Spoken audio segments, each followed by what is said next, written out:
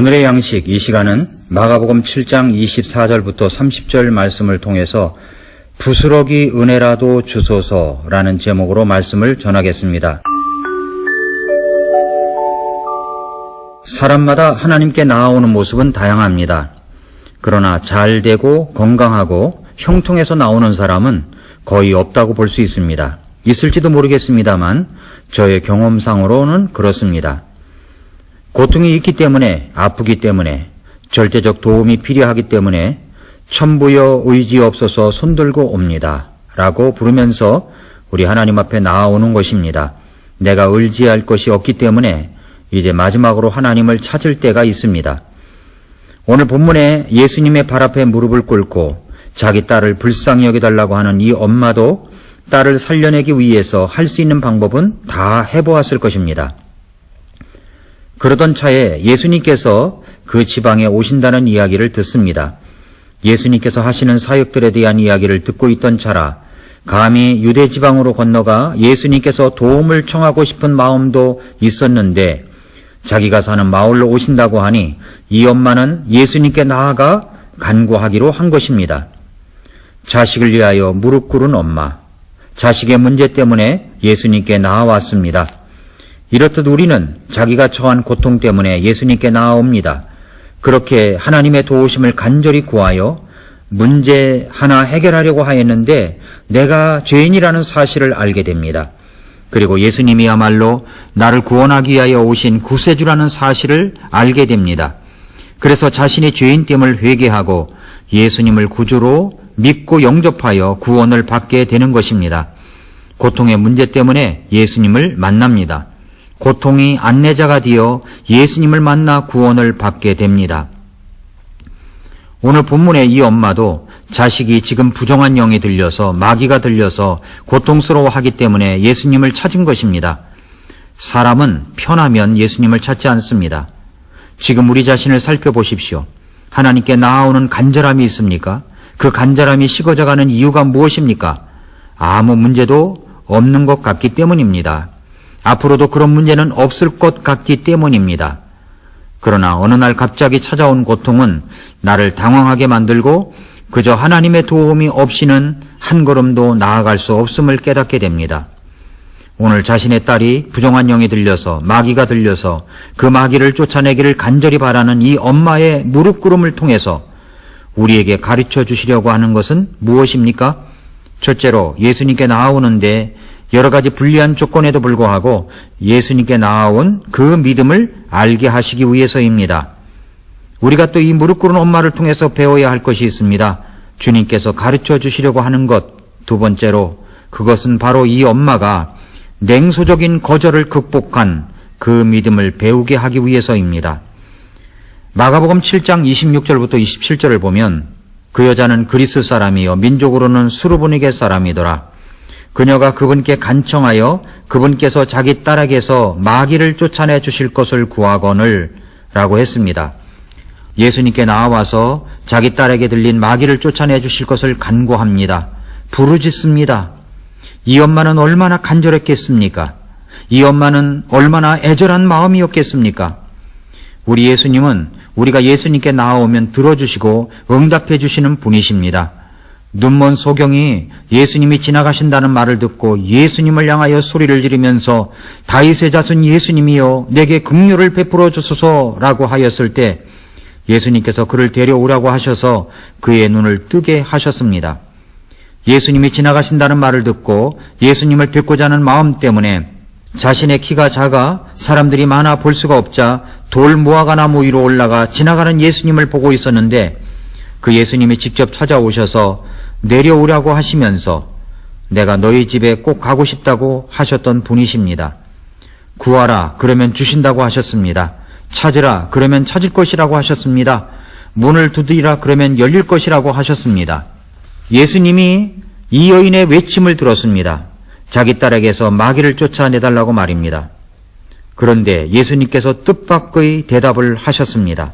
27절에 예수님께서 그녀에게 이르시되 먼저 자녀들을 배부르게 할지니 자녀들의 빵을 집어 개들에게 던지는 것이 마땅치 아니하니라 하시매 라고 했습니다. 예수님이 거절했습니다. 이 말은 정말로 모욕에 가까운 거절입니다. 어떻게 예수님께서 이런 말씀을 다 하실 수 있겠느냐고 우린 생각할 수 있습니다. 그러나 예수님께서 이렇게 냉소적인 거절을 하시는 데는 이유가 있었다는 것을 알아야 합니다. 이것은 예수님이 편견을 가지고 계시기 때문에 그런 것도 아닙니다. 사람에게 있는 편견은 그렇게 금방 쉽게 바꿔지는 것이 아닙니다. 예수님이 편견을 가지고 계셨다면 조금 후에 그 여인을 그렇게 칭찬할 리가 없습니다. 예수님은 의도적으로 이렇게 냉소적인 거절을 하신 것입니다. 그러니까 이 말은 일종의 그가 안고 있는 문제에 대한 간절함이 어느 정도인가를 알아보는 일종의 테스트였습니다. 그런 냉소적 거절에도 불구하고 이 여인은 어떻게 반응할 것인가? 이 여인이 정말 순수한 믿음을 가지고 있는가 하는 사실을 알 수 있는 냉소적 거절의 대답이었습니다. 인생이라고 하는 것은 사실 날마다 시험의 연속입니다. 날마다 우리 하나님께서 저와 여러분들을 지켜보고 계십니다. 하나님은 내 행동 하나하나를 테스트하실 수도 있습니다. 내가 기도하고 있는 제목들이 정말 간절한가? 내가 예배하고 있는 그 모습이 정말 예배자의 모습인가? 내가 이루고자 하는 그 성공은 무엇 때문인가? 그래서 찾아오는 테스트가 있습니다. 어떤 사건이 벌어질 수 있습니다. 어떤 문제가 일어날 수 있습니다. 어떤 고통스러운 문제가 있을 수 있습니다. 그것이 물질의 문제로, 그것이 자녀의 문제로, 그것이 관계의 문제로 내게 찾아올 수 있습니다. 그때 우리는 어떻게 반응합니까? 예수님이 이 여인의 간절한 부르짖음에 뜻밖의 답을 하신 것을 다시 보십시오. 예수님께서 그녀에게 이르시되 먼저 자녀들을 배부르게 할지니 자녀들의 빵을 집어 개들에게 던지는 것이 마땅치 아니하니라 하시매 라고 했습니다. 이런 대답을 듣고도 여러분은 계속 예수님께 무릎 꿇고 간절히 매달릴 수 있습니까? 이 여인은 그럼에도 불구하고 매달렸습니다. 결국 이 여인은 예수님의 테스트에 합격을 하였습니다. 여러분이 예수님께 나와 간구하는 그 제목에 대해서 우리 예수님께서 이 여인에게 거절하셨듯이 그렇게 거절하신다면 우리는 어떻게 반응할까요? 그래도 그 자리를 떠나지 않고 계속 주님을 붙들 수 있겠습니까? 누가복음 18장에 보면 항상 기도하고 낭망치 말아야 할 것을 비유로 말씀하셨는데 한 과부와 재판장의 이야기가 나옵니다. 재판관에게 거절을 수없이 당하여도 이 여인은 끝까지 호소를 하여 결국 그 호소가 받아들여졌다는 이야기입니다. 그러시면서 예수님께서 누가복음 18장 7, 8절에서 이렇게 말씀을 하셨습니다. 비록 하나님께서 밤낮으로 자기에게 부르짖는 자들, 곧 자기의 선택받은 자들을 향하여 오랫동안 참으실지라도 그들의 원수를 갚아주지 아니하시겠느냐? 내가 너희에게 이르노니 그분께서 속히 그들의 원수를 갚아주시리라. 그럼에도 불구하고 사람의 아들이 올 때에 땅에서 믿음을 보겠느냐? 라고 하셨습니다. 그 믿음을 볼 수 있을까요? 예수님의 의문입니다. 그러나 이 수르보니게 여인은 그 믿음이 있었습니다. 우리는 어떻습니까? 예수님은 이 예수님 앞에 나와 딸의 고통 때문에 무릎 꿇는 이 엄마의 호소를 통하여 우리에게 가르쳐 주시려는 것이 있는 것입니다. 또 무엇일까요? 셋째로 주님이 부스러기 은혜라도 구하는 그 믿음을 가르쳐 주시기 위해서입니다. 이 여인이 예수님의 냉소적 거절에도 불구하고 예수님께 드린 대답을 보십시오. 28절에서 그녀가 응답하여 그분께 이르되 주여 올소이다마는 상 밑에 있는 개들도 자녀들의 빵 부스러기를 먹나이다 하니 라고 했습니다. 이 여인은 자신이 개라도 좋다는 말입니다. 자기의 자존심을 땅에다 내려놓았습니다. 자신이 개라도 좋다는 것은 자신이 얼마나 낮아진 것입니까? 그렇습니다. 주님, 제가 개입니다. 그러나 상 밑에 있는 개들도 주인의 상에서 떨어지는 자녀들이 먹다 남은 부스러기를 먹습니다. 이 여인은 예수님에 대한 믿음이 잔뜩 있었습니다. 진정한 믿음이 있었습니다. 주님께서 부스러기 같은 은혜만 주셔도 내 딸은 낫는다는 그 믿음이 있었습니다. 이 엄마는 예수님을 향하여 주여라고 불렀습니다. 예수님을 자기 삶의 주인, 메시아로 불렀습니다. 예수님이 메시아이시요 자기 삶의 주인이시라는 것을 고백하면서 그 부스러기 은혜라도 간구하였습니다. 이 여인은 예수님의 말씀을 붙들었습니다. 말씀을 소중하게 붙드는 것의 거리가 하나님과의 거리를 말합니다. 은혜를 받아 문제를 해결하는 사람들의 특징은 말씀을 붙들고 있습니다.